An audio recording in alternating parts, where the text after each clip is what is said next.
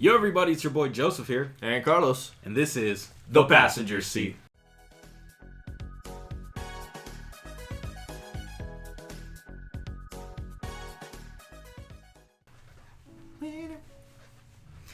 All right.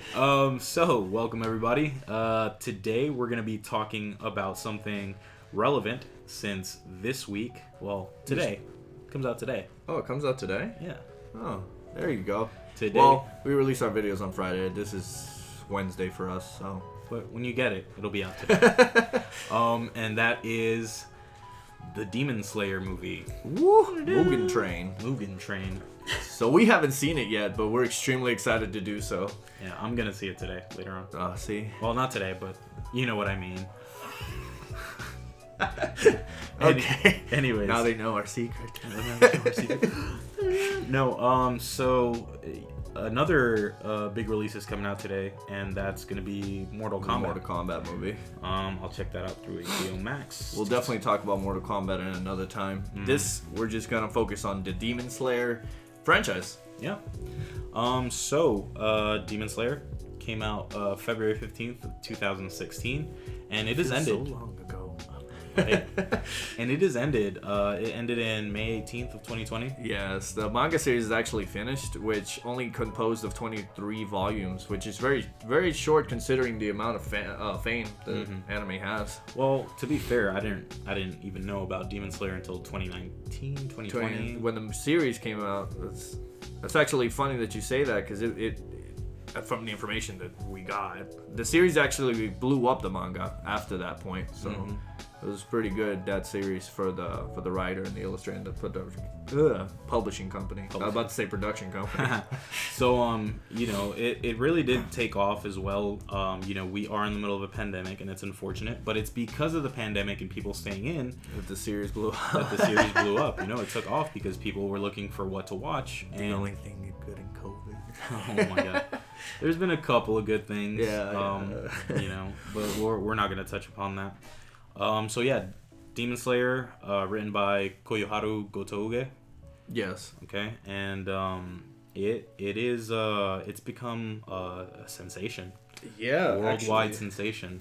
Him writing that the manga in the beginning, I imagine just like any other writer, you start off with your own idea until your publishing company basically shuts you down and wants you to rewrite it. So he wanted to start with, which is weird to me because the series is dark. In a sense, yeah. So he wanted to start with this dark, very, very dark series. Like, it's not like the comic stuff you see in the anime. It was about to be very serious, very dark, very serious tones. But the editor was like, no, you got to make it more lighthearted, like Naruto and Dragon Ball Z, and you have to make it more likable for everyone. Right. And I give my props to the editor on that one because it blew up. Yeah, it did. And the thing is, it probably wouldn't have done so great if it had, if it was too intense, too dark. Then again, we see a pattern with that in a lot of like animes and mangas. We talked about Yu-Gi-Oh! In one of our last videos, and he wanted it very serious. He wanted it dark. It happened with My Hero, which... Yep, he wanted it dark too. That's true. If not dark, it's just the fact of these artists coming up with these stories that the original story isn't how it actually turns out to be. It goes through the changes. I think that's with everything though. Yeah. I think with animes nowadays, you have to sort of follow a certain formula of how animes work, because that's how you get like a lot of you see a lot of anime protagonists that you're like, they kind of look the same or they kind of act the same because there's a certain formula that just works. But it works, right? So it's mostly like mainstream. Mainstream character development or whatever. Yeah.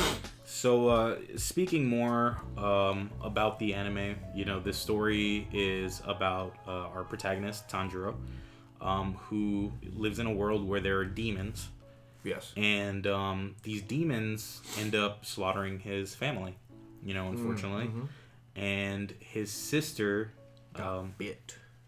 Yeah, she got turned into a demon. a werewolf. She got turned into a demon, and he's set out on changing her back into a human. He's changing out to curing her, and I think avenge his family in a sense as well. But he swears to protect her, regardless of the fact that now that she's a demon and she's thirsty for like human consumption. Yeah, but I think one of the fascinating things about her character in general, I can't remember her name. I'm sorry. Shoot, I'm drawing a blank too. Give me a second. Nezuko. There you go. Nezuko. One of the interesting things about her character is, at least portraying the anime series, is a lot of people look at her and be like, she's super tame. Like, how is that possible? Mm-hmm. Like, it's a bunch of theories going around of how is she so different than other demons. Mm-hmm. So I guess we haven't found that out because we do not read the manga. We don't want to spoil it for ourselves. We don't want to spoil it. We want to see it in that great anime adaptation that they've done from the manga. But yeah, so I think a lot of theories can be thrown around about Nezuko, but I think it's because she retains a part of her human consciousness with her brother. Yeah. And Tanjiro tells her that, hey, you have to treat humans like if they're family. And so her correlation with that bit of human consciousness is that every single human is her family. And she sees her family in humans, and that's why she's able to like hold herself back. And sort of like the whole Twilight vampire effect, where these vampires didn't need to feed on humans, they could feed on animals. Yeah, on animals. Her thing is that instead of feeding on humans, she could just take a really long nap and then be fine. God, I wish my diet would be so nice. 2-year long slumbers, and she's good to go. That's extremely long. By the way. But so hibernation. I think it could be called. Yeah.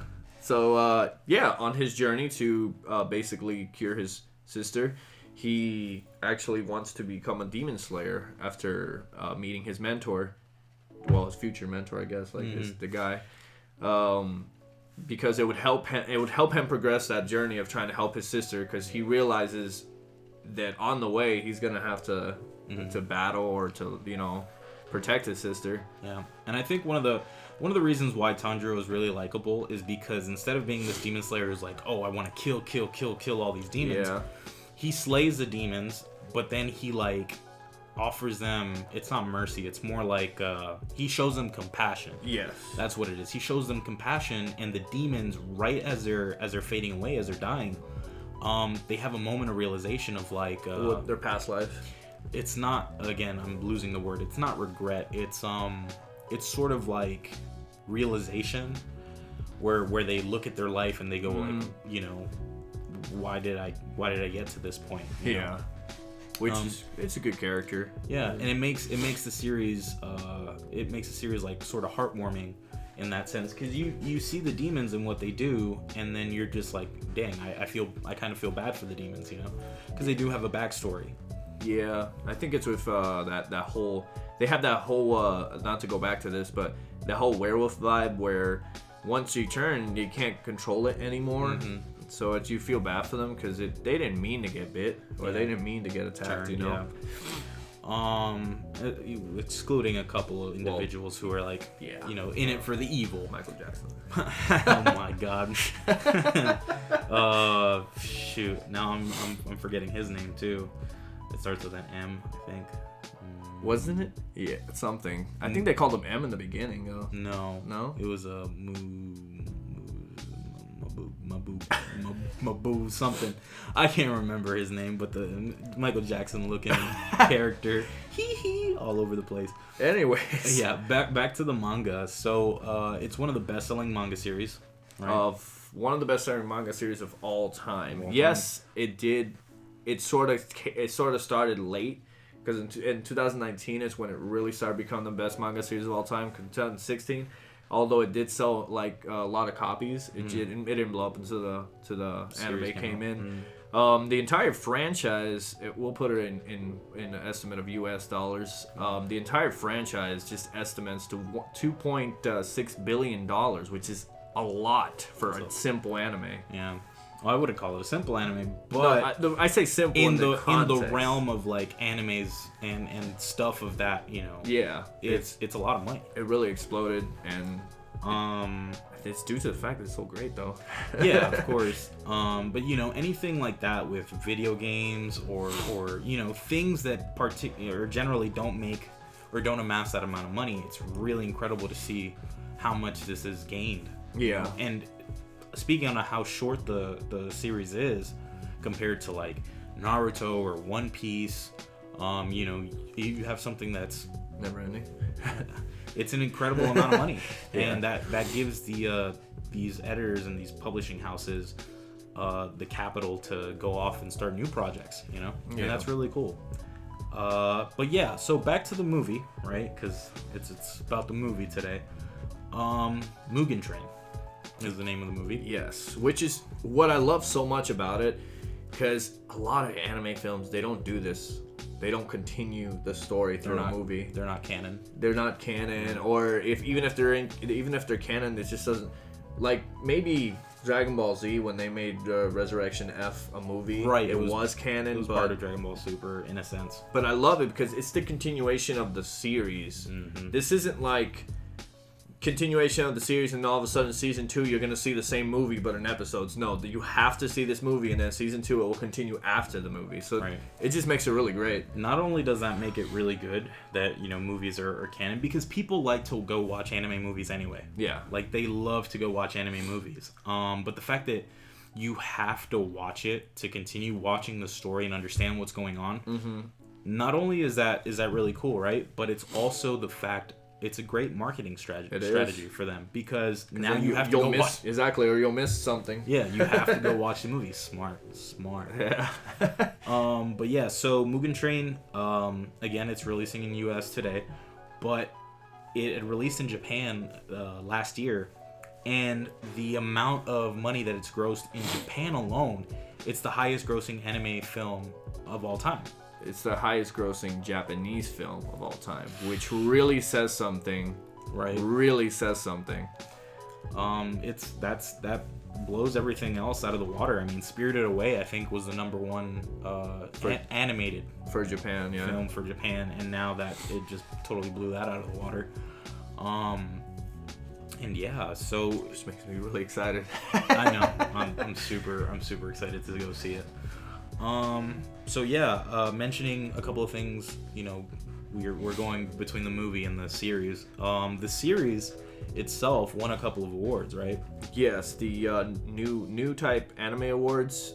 It won in 7 categories, and that is including best anime show of that year. But 7 awards is a lot just for one anime, because they won. Like, if you were gonna categorize the top awards, which are usually best actor and like compared to the Oscars, best actor, best film, and stuff like that, best writing, it won all that. Yeah, it was good all around, and definitely deserved the awards. So now our feelings about Demon Slayer. How did you feel when you first saw it? Who's your favorite character? You actually introduced me to Demon Slayer. Oh yeah. I remember you were telling me to see it. And for some reason, like the imagery didn't appeal to me in the beginning, because my choices in anime are like Trigun and Cowboy Bebop, not so much the whole old style type thing. Right. But we saw the first episode. He showed me the first episode, and we were there together, and I was blown away. It was amazing. From start to finish, you want to continue seeing the series as soon as you start. Like, you just don't want to stop. And honestly, it became one of my favorite series. Like, I can't wait for season 2. It's just that good. I really hope I pronounced this correctly. My favorite character in the series is Inosuke. Mm-hmm. I love that dude. That dude is, 1, he's hilarious, and 2, he just like this no give up attitude that I really enjoy. He's not a douche. He's just he's like a wild child, so he doesn't understand the mannerisms of being sort of like blissfully ignorant. Yeah, one of my favorite scenes is the dudes who make swords, and he grabs his swords and just beat him with a rock, and they get so mad at him. But I don't. He's just a really cool character. I know that. What's this other guy's name? The blonde dude. Zenitsu. Yeah, he has that special move, but God, he was such a crybaby in the series, bro. Zenitsu is I'd call him my favorite character if it wasn't for the fact that like it gets really annoying at one point. Yes, it does. The thing about Zenitsu, I like his character. I do. I love the lightning. Yeah. The lightning thing that he has, everybody has their own element. It's just, I love that, but he's just over the top. He's very over the top. I'd still put him up there as one of my favorites, though. Yeah, he definitely there was a quote by Bruce Lee that he definitely does, which was, you can learn a million moves, but if you fight against someone who learned the same move a million times, they could beat you. Yeah. That's pretty cool. So yeah, no, definitely I think Zenitsu is my favorite character. Right after would probably be Tanjiro, but I don't know. It's just Zenitsu. I like the fact, like, if he learns to harness that power and use it whenever. Yeah. Not when he sleeps. No, he's gonna just go berserk, dude. And yeah, so I just noticed something. Big nerd reference. Those three, I just thought of Sonic, Tails, and Knuckles. Oh, red, blue, and yellow. Yeah, dang. That's funny. But yeah, is there anything else you'd want to mention about the series, the movie? One big thing that we have to say is, if you have not seen this series, you should go see this series. Trust me, it's on Funimation. It's on Netflix now. It's on Netflix, yeah. Go see it. I don't care if you're a dub watcher or you're a sub watcher. You should see that series, and definitely see the movie coming out right after that. Yep. No prejudice. We're going to. Speaking of, no prejudice, or no, we're not gonna judge you if you're a dub person, a sub person. We're not. I don't care. You gotta see it. We accept you. We accept you either way, so it's all good. But yeah, so that's basically it. We hope that you guys go and enjoy the movie, enjoy the series if you haven't watched it. Comment down below who your favorite character is, what your favorite part in the series so far is, or was. And yeah, hopefully y'all enjoyed this ride with us, and hopefully you'll join us next ride here in the passenger seat.